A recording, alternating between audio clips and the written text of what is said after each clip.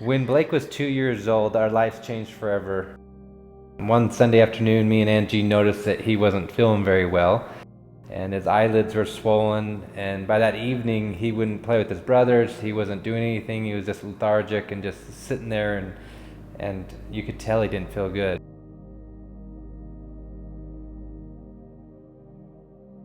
The next day we realized he still hadn't gone pee, he wouldn't eat, wouldn't drink. Called the doctors and they kind of just said, there's a bug going around, and just kind of let it play its course. Can you try to walk? Come here. Come here. You can't walk. He could not. Like, it just broke my heart because he had no strength. And that's when I knew something was really wrong. And I called Eric and I said, Eric, I'm taking him to the hospital. They thought that he probably had cancer, but they said, go home, see if you can get him some rest, and we'll call you later today with all the test results and tell you what's going on. They never called though. So we spent that whole night just like worried sick. I took him back in. The doctor still hadn't even looked at the result. That's when they admitted us into the hospital. And at this point, he was declining so fast. He went from like this skinny little boy to his face was huge. We were just sitting there in tears. This nurse that we hadn't seen yet, and we didn't see him again, ever. I swear he was like an angel, but he walked in very confidently and he said, I think something's wrong and we're gonna figure out what it is. The pediatrician had called us and told us that Blake's kidneys were in complete failure and he needed to be flighted up to Primary Children's. They got there, and this was honestly the most dramatic part of the whole thing. Is he was laying on the bed, another doctor came in, hooked up dialysis, and it wouldn't work. And we both knew that we were running out of time. Like, we didn't have time for this. He unstitched him, and at this point I could like see through his neck, and it was just, and he was awake and confused and looking at me like, Mom, help me, what are these people doing to me? And that's when I let go. I let go of his hands because I couldn't,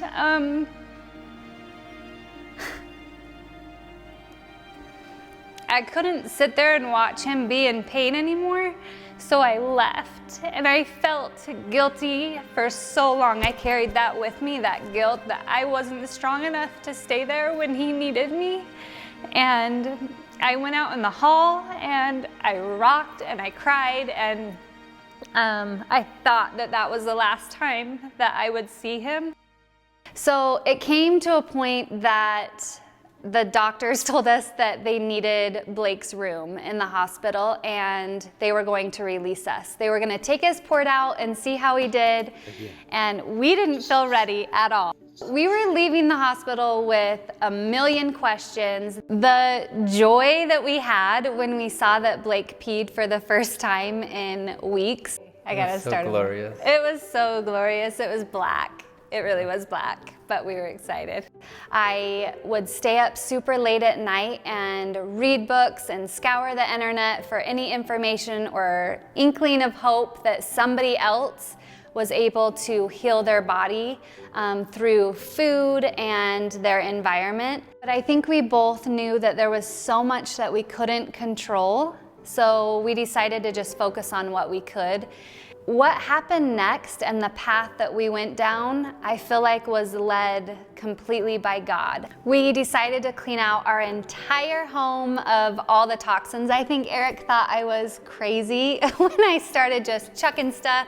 I threw probably most of our food away. I threw everything away, all the steroid creams that I would give him, everything. I just threw it all away, and I stripped our home down to like nothing. And You left the shelf. we used holistic doctors and methods to find specifically what food supported Blake. Do you know what is so cool? Within 7 weeks, he was speaking full sentences. Was that strawberry? What else are you getting out of there? Can you say blueberries? As you look at his health and everything and the improvements, but I think with him communicating and being able to talk and everything, that was like the biggest eye-opener. He grunted everything. Yeah, he did. This, We eliminated soy, dairy, eggs, all gluten, any preservatives, artificial flavoring. So basically, if it wasn't real food, we weren't going to eat it. We planted a garden for the first time, and it was huge. This experience opened my eyes to a whole other world of people who are fighting invisible illnesses, and they're so alone. Like, they feel so alone in this fight. When I was just learning how to cook healthy meals and food for my family, it was really hard for me. Like, I struggled, and I know what it feels like. I remember my alarm would go off in the morning, and I would just close and squint my eyes as tight as I could, and I'm like, no, I have 5 hungry boys and I have no idea what to feed them. What I would say to that is just make it simple. My meals were so simple and easy. So when Blake started doing better and feeling better, that's when I completely crashed emotionally, and I think it's because I allowed myself to feel for the first time and trying to process all of it. And I felt guilt and shame around the fact that I had a child with me and I still got to enjoy him, whereas there's a lot of parents who had lost children. To the person hurting, that you're not crazy, that you are so worthy.